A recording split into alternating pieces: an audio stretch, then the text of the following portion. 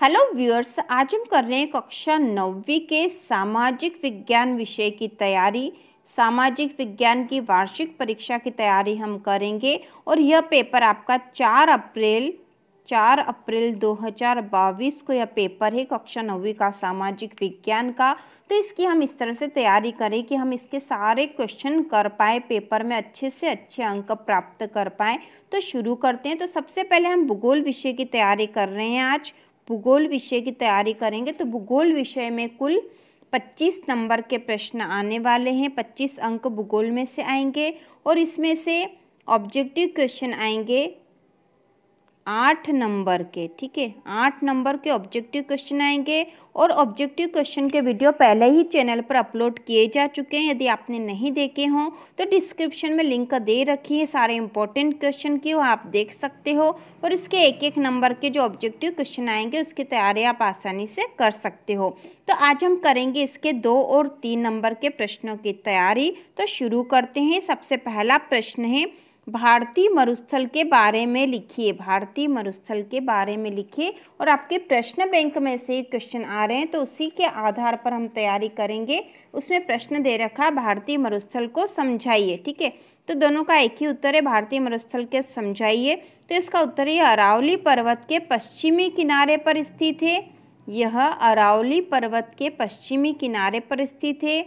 150 centimetre से कम वर्षा होती है। 150 सेंटीमीटर से कम वर्षा होती है। वनस्पति कम पाई जाती है। तो हमने भारतीय मरुस्थल के बारे में समझा दिया कि यह अरावली पर्वत के पश्चिमी किनारे पर स्थित है। यहाँ पर 150 सेंटीमीटर से कम वर्षा होती है और यहाँ वनस्पति कम पाई जाती है। इसके बाद अगला प्रश्न है, दक्कन के पठार का संक्षिप्त वर्णन कीजिए। दक्कन के पठार का वर्णन कीजिए। तो इसका उत्तर है, दक्षिण का पठार एक त्रिभुजाकार भूभाग है। यहाँ सतपुड़ा, महादेव, कैमूर और मैकाल की पर्वत श्रृंखला है। इस पठार का ढाल पश्चिम में ऊंचा और पूर्व में कम ढाल वाला है। इसे स्थानीय रूप से मेघालय, कार्बी एंगलोंग पठार एवं उत्तर कचार पहाड़ी के नाम से जाना जाता है। दक्षिण के पठार के पूर्व में पूर्वी घाट एवं पश्चिम में पश्चिमी घाट है। तो यहाँ पे दक्कन के पठार का संक्षिप्त वर्णन है। इंपॉर्टेंट क्वेश्चन है, आपको याद कर लेना चाहिए। इसके बाद जो अगला और वेरी इंपॉर्टेंट, ठीक है, वेरी इंपॉर्टेंट क्वेश्चन है यह, बांगर और खादर में अंतर बताइए। तो प्रश्न दे रखा, बांगर और खादर से आप क्या समझते हैं, या बांगर और खादर में अंतर बताइए। तो इसका उत्तर होगा, बांगर में हम लिखेंगे ये पुराने जलोढ़ मिट्टी वाले भूभाग हैं और खादर में बाढ़ वाले मैदानों के नए एवं युवा संग्रह हैं। बांगर जो है ये पुराने जलोढ़ मिट्टी वाले भूभाग है और खादर है ये बाढ़ वाले मैदानों के नए व युवा संग्रह है। दूसरा जो अंतर है, इनका प्रत्येक वर्ष पुनर्निर्माण नहीं होता। बांगर में जो है इनका प्रत्येक वर्ष पुनर्निर्माण नहीं होता और खादर इनका प्रत्येक वर्ष पुनर्निर्माण होता है। इसी प्रकार से जो तीसरा अंतर हो जाएगा, इस क्षेत्र की मृदा कम उपजाऊ है और इस क्षेत्र की मृदा अधिक उपजाऊ है। ठीक है, बांगर में जो मृदा अधिक उपजाऊ नहीं होती, कम उपजाऊ होती है, और खादर में मृदा अधिक उपजाऊ होती है। के बाद जो अगला इंपॉर्टेंट क्वेश्चन है, पूर्वी तटीय मैदान एवं पश्चिमी तटीय मैदान में अंतर लिखिए। क्योंकि अंतर वाले प्रश्न भूगोल में आते हैं, भूगोल में अंतर वाले प्रश्न आते हैं, इसलिए हमें ये प्रश्न याद कर लेना चाहिए। पूर्वी तटीय मैदान और पश्चिमी तटीय मैदान में अंतर। तो इसका पहला उत्तर आएगा, पूर्वी तटीय मैदान बंगाल की खाड़ी के साथ विस्तृत मैदान, चौड़ा और समतल है। इसी प्रकार से पश्चिमी तटीय मैदान में पश्चिमी घाट के तथा समुद्र के किनारे संकीर्ण मैदान है। दूसरा जो अंतर है, तट को उत्तर में उत्तरी सरकार तट तथा दक्षिणी भाग को कोरोमंडल कहा जाता है और पश्चिमी में आ जाएगा, तट के उत्तरी भाग को कोंकण तट, मध्य को कन्नड़ का मैदान, मालाबार तट कहते हैं। इसके बाद जो अगला है पूर्वी घाट की प्रमुख नदियां महानदी, गोदावरी, कृष्णा और कावेरी है जो विशाल डेल्टा बनाती है। और पश्चिमी मैदान में आ जाएगा माही, साबरमती, नर्मदा एवं ताप्ती। तो एक बार फिर से हम अंतर को देख लेंगे। पूर्वी तटीय मैदान और पश्चिमी तटीय मैदान में अंतर, तो पूर्वी तटीय मैदान बंगाल की खाड़ी के साथ विस्तृत मैदान, चौड़ा और समतल है। तट को उत्तर में उत्तरी सरकार तट और दक्षिण भाग को कोरोमंडल कहा जाता है। पूर्वी तट की प्रमुख नदियां महानदी, गोदावरी, कृष्णा और कावेरी है, जो विशाल डेल्टा बनाती है। इसी प्रकार पश्चिमी तटीय मैदान में हम लिखेंगे पश्चिमी घाट के तथा समुद्र के किनारे संकीर्ण मैदान है। तट के उत्तरी भाग को कोंकण तट, मध्य को कन्नड़ का मैदान, मालाबार तट कहते हैं। माही, साबरमती, नर्मदा एवं ताप्ती इसकी प्रमुख नदियां है। इसके बाद जो अगला इंपॉर्टेंट क्वेश्चन है, भारतीय भूभाग को प्रश्न आएगा यहाँ पे, भारत को कितने भौतिक विभागों में बांटा गया है।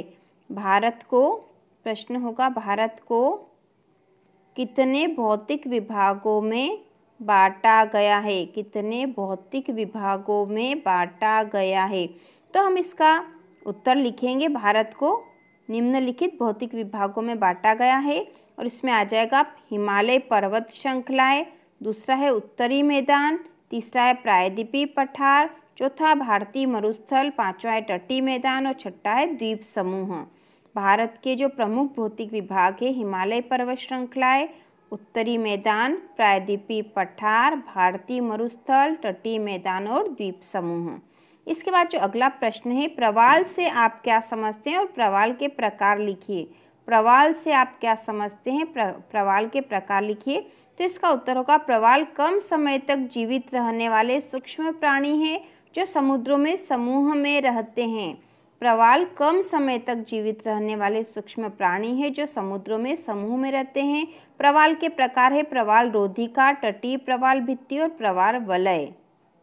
इसके बाद जो अगले अध्याय का इंपॉर्टेंट क्वेश्चन है, भाखड़ा नांगल परियोजना क्या है। तो इसका उत्तर होगा, भाखड़ा नांगल परियोजना सतलज नदी पर बनी है। यह देश की सबसे बड़ी बहुउद्देशीय नदी घाटी परियोजना है। इस परियोजना का मुख्य उद्देश्य जल विद्युत उत्पादन है। भाखड़ा नांगल परियोजना सतलज नदी पर बनी है। यह देश की सबसे बड़ी बहुउद्देशीय नदी घाटी परियोजना है। इस परियोजना का मुख्य उद्देश्य जल विद्युत उत्पादन है। दूसरा प्रश्न है, पश्चिम बंगाल का शोक किस नदी को कहा जाता है और क्यों। वेरी इंपॉर्टेंट क्वेश्चन है। तो इसका उत्तर होगा, दामोदर नदी को बंगाल का शोक कहते हैं। प्रतिवर्ष नदी में बाढ़ आती है और यह किनारों के ऊपर से बहने लगती है। इससे अपार जनधन की हानि होती है। इस कारण से पश्चिम बंगाल का शोक दामोदर नदी को कहा जाता है, क्योंकि दामोदर नदी को बंगाल का शोक कहते हैं। प्रतिवर्ष नदी में बाढ़ आती है और यह किनारों के ऊपर से बहने लगती है। इससे अपार जनधन की हानि होती है। अगला जो प्रश्न है, नमामि गंगे परियोजना को समझाइए। नमामि गंगे परियोजना को समझाइए। तो अध्याय 3 का प्रश्न है यह। तो इसका उत्तर है, नमामि गंगे परियोजना एक एकीकृत संरक्षण मिशन है। इसमें राष्ट्रीय नदी गंगा से संबंधित 2 उद्देश्यों, प्रदूषण के प्रभाव को कम करना, उनके संरक्षण और कायाकल्प बदलना है। ठीक है, नमामि गंगे परियोजना जो है गंगा नदी से संबंधित है, और नमामि गंगे परियोजना एक एकीकृत संरक्षण मिशन है।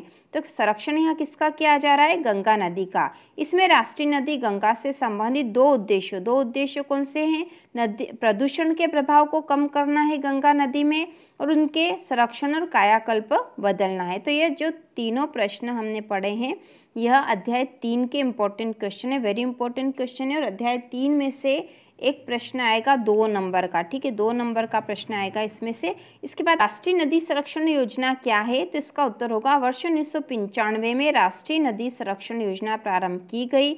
इसके अंतर्गत अन्य नदियों को जोड़ने के लिए गंगा फार्म योजना का विस्तार किया गया।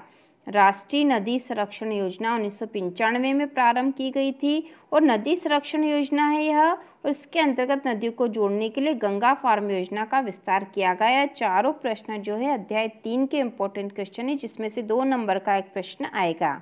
इसके बाद इसी अध्याय का जो अगला महत्वपूर्ण प्रश्न है, सिंधु नदी तंत्र को समझाइए। सिंधु नदी तंत्र को समझाइए। तो इसका उत्तर है, सिंधु नदी का उद्गम मानसरोवर झील के निकट तिब्बत से है। सिंधु नदी का उद्गम मानसरोवर झील के निकट तिब्बत से है। पश्चिम की ओर बहती हुई ये भारत में लद्दाख से प्रवेश करती है। सिंधु की सहायक नदियां सतलुज, व्यास, रावी, चेनाब है। अंत में यह नदी कराची के पूर्व की ओर अरब सागर में मिल जाती है। ठीक है, तो इसका उत्तर है सिंधु नदी का उद्गम मानसरोवर झील के निकट तिब्बत से है। पश्चिम की ओर बहती हुई यह भारत में लद्दाख से प्रवेश करती है। सिंधु की सहायक नदियां सतलुज, व्यास, रावी, चेनाब है। अंत में यह नदी कराची के पूर्व की ओर अरब सागर में मिल जाती है। तो इस प्रकार से सिंधु नदी तंत्र को हम समझा सकते हैं। इसके बाद जो अगला प्रश्न है, झीलों के महत्व को समझाइए। तो इसका उत्तर होगा झीलों का महत्व नदी के बहाव को सुचारू बनाने में सहायक, दूसरा है बाढ़ पर रोक लगाती है, तीसरा है सूखे के समय जल की सुविधा, और चौथा है जल विद्युत की उत्पादन। जल विद्युत का उत्पादन आएगा यहाँ पे, जल विद्युत का उत्पादन और प्राकृतिक सुंदरता, पर्यटन को बढ़ावा। तो इस प्रकार से हम झीलों का महत्व लिख सकते हैं। इसके बाद इसी अध्याय का एक और जो महत्वपूर्ण प्रश्न है, ठीक है, अगला जो महत्वपूर्ण प्रश्न है वह नदी प्रदूषण रोकने के उपाय। नदी प्रदूषण रोकने के उपाय, वेरी इंपॉर्टेंट क्वेश्चन है। नदी प्रदूषण रोकने के उपाय वेरी आईएमपी प्रश्न है, आपको याद हो जाना चाहिए अभी के अभी। नदी प्रदूषण रोकने के उपाय, और हमें इसमें अधिक प्रश्न इसलिए याद करने पड़ रहे हैं क्योंकि आपका जो पेपर है वो सेट में आ रहा है, और किस बच्चे को कौन सा सेट मिलेगा यह नहीं कहा जा सकता है, इसलिए आपको ये सारे प्रश्न याद कर लेना चाहिए। तो नदी प्रदूषण रोकने के उपाय हम लिखेंगे, प्रदूषण के निराकरण हेतु सरकारी योजनाएं बनाई जानी चाहिए। दूसरा है औद्योगिक कचरे पर प्रतिबंध लगाना चाहिए, सीवेज जल का परिष्करण, नदियों की सफाई और नदी प्रदूषण हेतु जागरूकता अभियान। तो नदी प्रदूषण रोकने के उपाय में हम ये 5 उपाय लिख सकते हैं। वेरी आईएमपी प्रश्न है नदी प्रदूषण रोकने के उपाय। तो इसका उत्तर है प्रदूषण के निराकरण हेतु सरकारी योजनाएं, दूसरा है औद्योगिक कचरे पर प्रतिबंध, तीसरा है सीवेज जल का परिष्करण, चौथा है नदियों की सफाई और पांचवा है नदी प्रदूषण हेतु जागरूकता अभियान। इसके बाद जो अगला प्रश्न है, हिमालय तथा प्रायद्वीपीय नदियों की तुलना कीजिए। हिमालय तथा प्रायद्वीप नदियों की तुलना कीजिए। तो इसका उत्तर होगा हिमालय से निकलने वाली नदियाँ और प्रायद्वीपीय पठार से निकलने वाली नदियों में हम अंतर लिख देंगे। तो पहला हो जाएगा हिमालय वाली नदियों में ये हिमाच्छादित प्रदेशों से निकलती है, जिसके कारण ये सदावाहिनी होती है। सदावाहिनी मतलब हमेशा बहती रहती है। और प्रायद्वीप में लिखेंगे पर्वत या पठारों से निकलती है, अतः इनमें वर्ष भर जल नहीं रहता। ठीक है, तो हिमालय से जो नदियाँ निकलती हैं उनमें वर्ष भर जल रहता है क्योंकि हमेशा बहती रहती है, जबकि पर्वत और पठार से या प्रायद्वीपीय पठार से निकलने वाली नदियों में वर्ष भर जल नहीं रहता। दूसरा अंतर है इसका अपवाह क्षेत्र बहुत बड़ा है, जैसे गंगा और ब्रह्मपुत्र। इसका अपवाह क्षेत्र बहुत बड़ा है जैसे गंगा और ब्रह्मपुत्र नदी, और इसमें आ जाएगा इसका अपवाह क्षेत्र बहुत छोटा होता है। इसके बाद जो अगला है सिंचाई एवं जहाज रानी के लिए उपयुक्त उत्पादन होता है, और इसमें आ जाएगा ऊंचा नीचा भाग होने के कारण यहाँ जल विद्युत उत्पादन होता है। ठीक है, जल विद्युत उत्पादन होता है। इसके बाद अगला है नदियों के तटों पर व्यापारिक नगर बसे हैं, और इसमें आ जाएगा नदियों के तटों पर बड़े नगरों का अभाव है। ठीक है, यहाँ पे बड़े और व्यापारिक नगर है, जबकि प्रायद्वीपीय पठार की नदियों में अब बड़े नगर नहीं हैं। तो इस प्रकार हमने सामाजिक विज्ञान में भूगोल विषय के इम्पोर्टेंट क्वेश्चन देख लिए हैं। तो भूगोल का अगला एक और पार्ट बनेगा जिससे कि भूगोल संपूर्ण क्वेश्चन हम इम्पोर्टेंट कर लेंगे अगले पार्ट में। इसके साथ ही भूगोल के जो ऑब्जेक्टिव क्वेश्चन है 1-1 नंबर के सारे प्रश्नों का वीडियो भी अपलोड है। आप डिस्क्रिप्शन में जो लिंक दे रखी है उससे 1-1 नंबर के क्वेश्चन की आप तैयारी कर लीजिए, और भूगोल के अगले पार्ट से भूगोल की पूरी तैयारी हो जाएगी हमारी। उसके बाद हम बाकी विषय की तैयारी करेंगे। तो इसी प्रकार के और वीडियो देखने के लिए और वार्षिक परीक्षा की तैयारी के लिए चैनल को सब्सक्राइब कीजिए।